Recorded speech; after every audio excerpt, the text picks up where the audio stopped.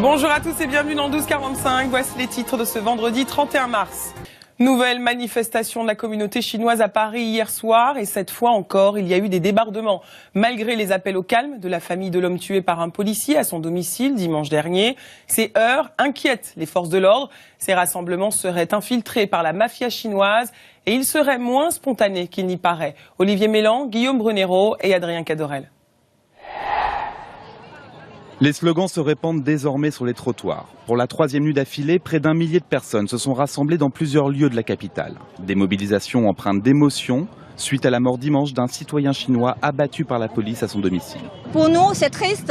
On a une peine, on veut la vérité, on veut la justice. Enfin, on aime la Paris, on aime la France, on aime tout le monde. Je viens en France parce que je l'aime la France. Je pense qu'il faut trouver une solution avec la communauté, pour arrêter le tram, on va trouver la paix. Depuis mardi soir, de nombreux affrontements ont éclaté en marge des rassemblements pacifiques. Selon une note des services de renseignement, il serait le fait de petits groupes autonomes et violents venus s'agréger au mouvement afin de provoquer les forces de l'ordre.